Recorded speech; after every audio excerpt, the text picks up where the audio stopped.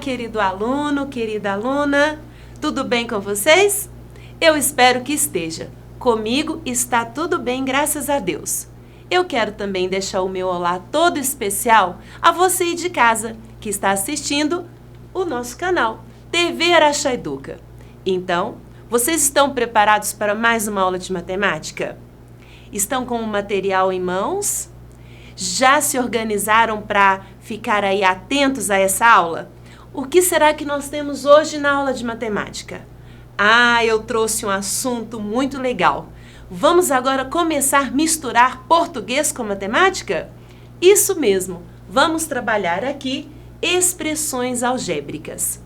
Você se lembra que nós já trabalhamos expressões numéricas?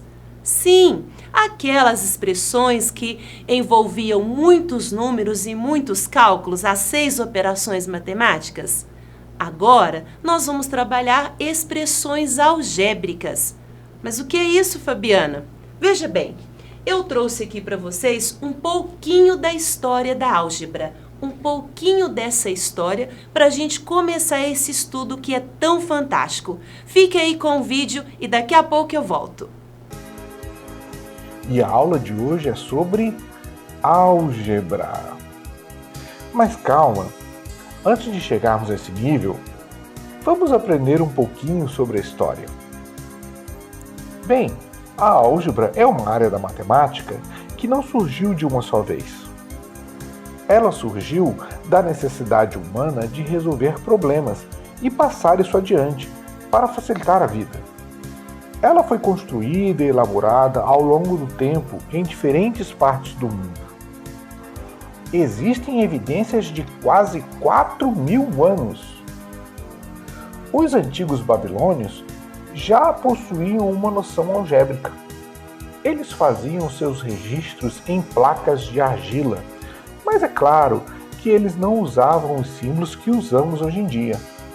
Eles usavam a álgebra para resolver problemas por meio de regras, tipo receitas, escritas na forma de texto. Um pouco mais à frente, em outra parte do mundo, na Grécia, por volta de 250 d.C., um matemático chamado Diofanto de Alexandria, considerado por muitos como o pai da álgebra, começou a introduzir alguns símbolos para simplificar a escrita.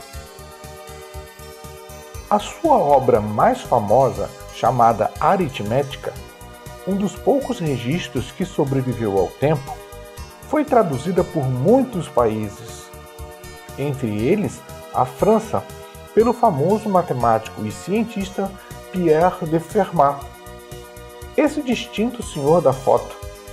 E não é a minha avó, é que ele estava um pouco gordinho. No mundo árabe, se destaca o trabalho do matemático persa Abu Abdallah Muhammad ibn Musa al-Khwarizmi. E não me peça para repetir o nome dele.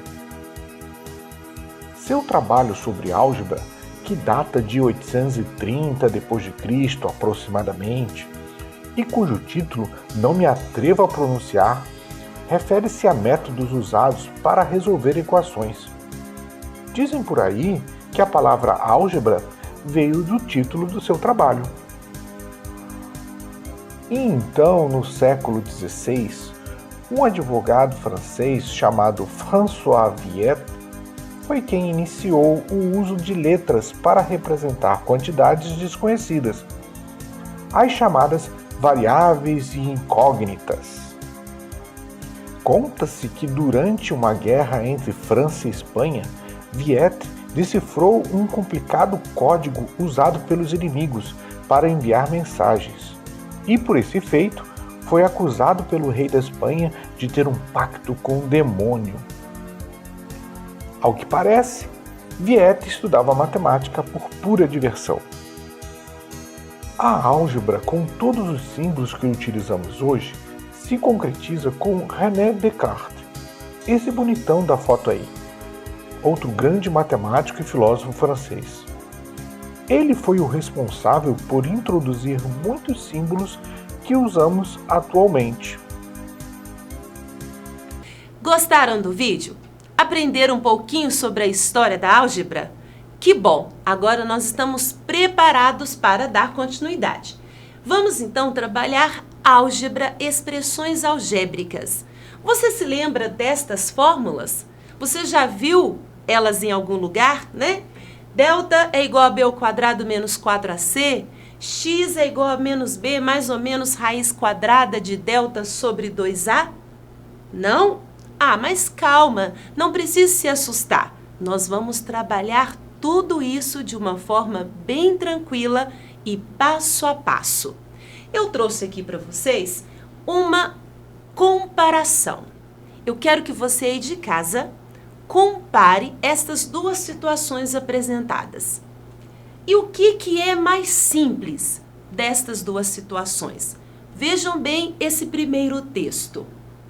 2 vezes um número desconhecido adicionado de um inteiro determina qualquer número ímpar, desde que esse número desconhecido pertença ao conjunto dos números inteiros.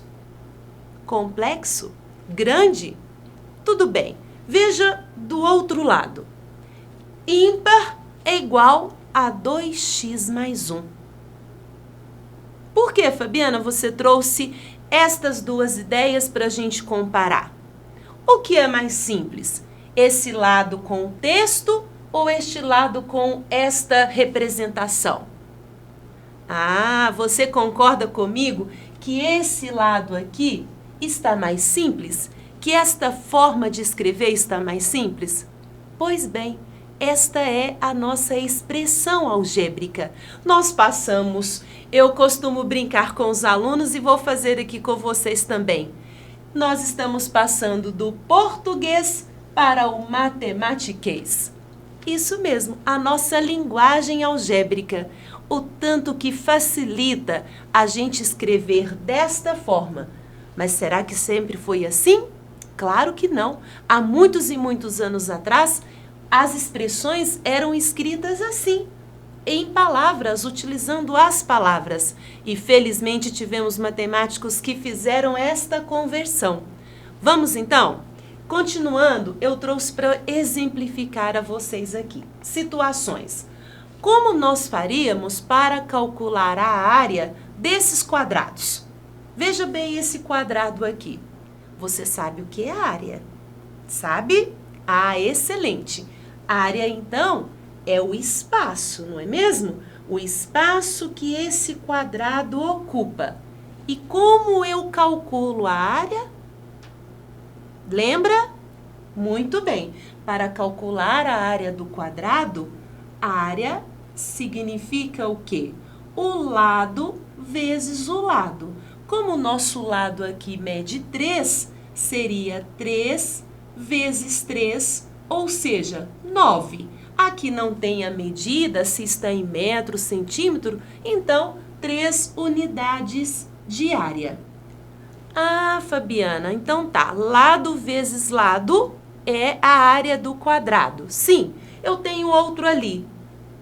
Mas e se o nosso quadrado tiver dimensões desconhecidas? No caso, o nosso quadrado tem uma dimensão, um lado L. Como que eu calcularia essa área desse quadrado? Ah, eu poderia escrever área é igual a lado vezes lado. Ou, para simplificar, como nós já aprendemos potenciação, bases iguais na multiplicação, conserva a base e soma os expoentes. Ou seja, a área do nosso quadrado de lado L seria L ao quadrado. Compreenderam? O uso aqui, um dos usos da álgebra em nosso dia a dia?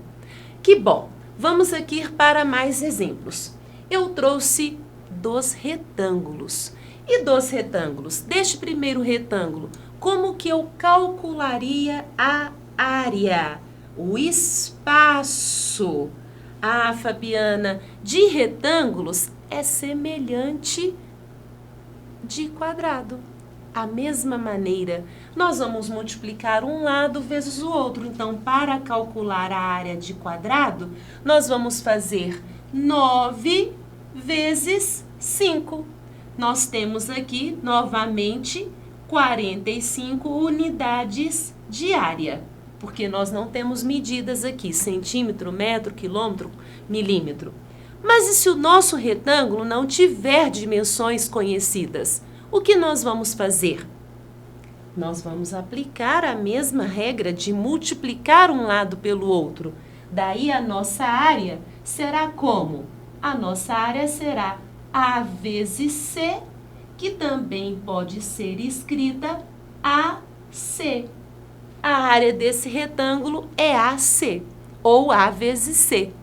Eu estou trazendo estes exemplos para vocês aí de casa perceber o uso da nossa álgebra.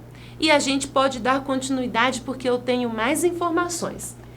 Vamos agora usar letras para representar números e expressões. Que tal a gente agora fazer aquela troca, aquela conversão do português para o matematiquês? Vem comigo, você aí de casa, eu estou contando com você. Veja bem, como representar números desconhecidos por meio de letras? Nós podemos usar qualquer letra, mas a gente tem duas letras que são muito famosas, o X e o Y. Isso mesmo, elas são muito usuais, aparecem sempre em nossos problemas matemáticos. Eu vou trazer para vocês aqui a ideia e como a gente vai fazer essa transformação. Eu trouxe aqui algumas frases que estão na forma literal. Está no nosso português. E nós vamos passar para o nosso matematiquês. Vamos passar, transformar para a linguagem algébrica. Você consegue? Sim? Então vamos começar. O quadrado de um número. Como que a gente faz o quadrado de um número? Vamos usar a letra X, que eu acho que a gente vai familiarizar um pouco mais com essa letra, tá bom? O quadrado de um número. Como é que eu vou escrever o quadrado de um número? Como é que eu vou passar isso para a linguagem algébrica? Ah, Fabiana, quadrado é expoente, não é? Então, se eu não conheço o número e vou chamar ele de x, o quadrado de um número seria o quê? X com o 2 aqui em cima, o expoente 2, o quadrado de um número. Esta linguagem literal foi passada para a linguagem algébrica. E se fosse o quádruplo de um número? O que é quádruplo de um número? É um número vezes ele, vezes ele, vezes ele. É um número quantas vezes? Ah, é um número 4 vezes. Então, se eu não conheço o número, o quádruplo de um número pode ser chamado de 4 vezes x. Ou eu posso tirar o sinal de vezes e ficar apenas 4x. E se fosse a metade de um número? Como que a gente faz metade de qualquer número? Fazemos o quê? O que você falou aí para mim, Carlos? Ah, a gente divide por 2, exatamente. Mas e se a gente não conhece esse número? A gente vai colocar em letra e vamos colocar o 2 aqui como denominador. Você sabe que pode ser escrito assim na vertical, mas também poderia ser escrito assim na horizontal ou simplesmente uma barrinha. E a soma de dois números reais? Agora nós temos a soma de dois números reais e esses números não são iguais, são distintos. Como é que a gente pode representar? Olha, soma, nós sabemos que eu posso trocar pelo sinal aqui de mais. E de dois números, então, eu vou usar o x e o y. A soma de dois números reais, x mais y. E a diferença? Opa, essa palavrinha diferença, ela se refere a qual operação matemática?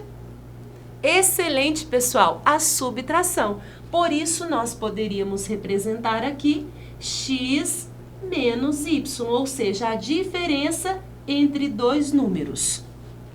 E o produto de dois números?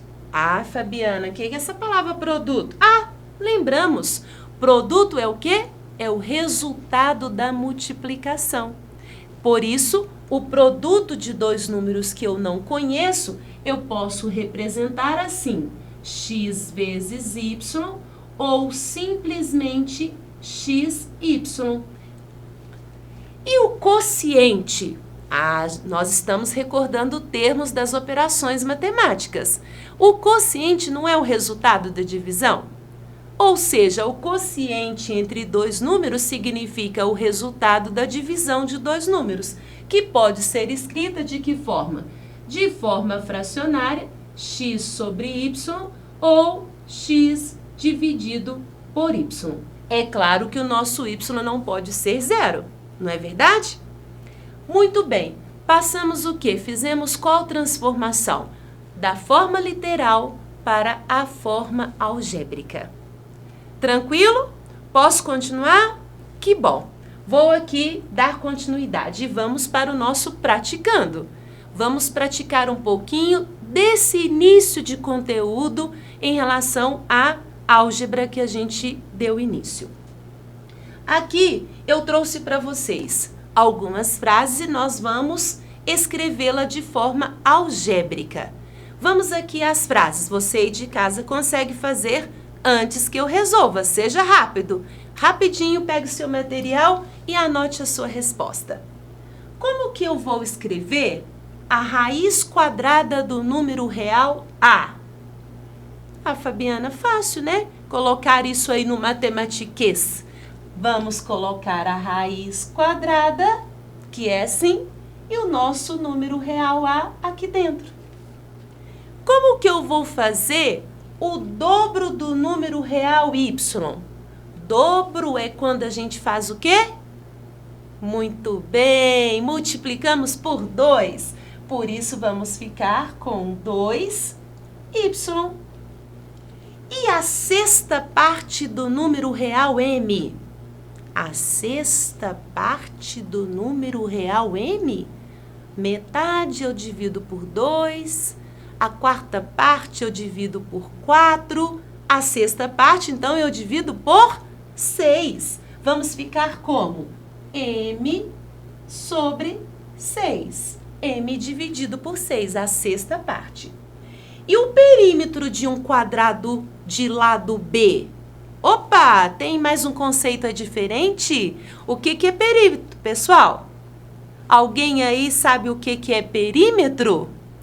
Ah, perímetro é a soma de todos os lados. Um quadrado, é claro, tem 4 lados.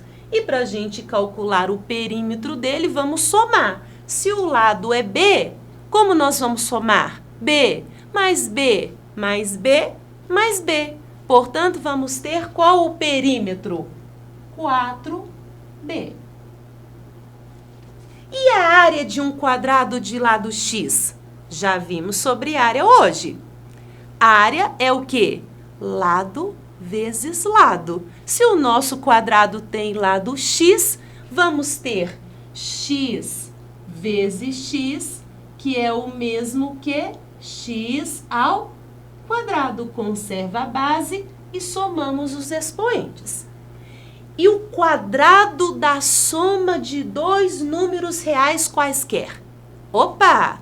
O quadrado da soma. Então, vamos pensar, vamos colocando devagar. Eu quero o quadrado de uma soma.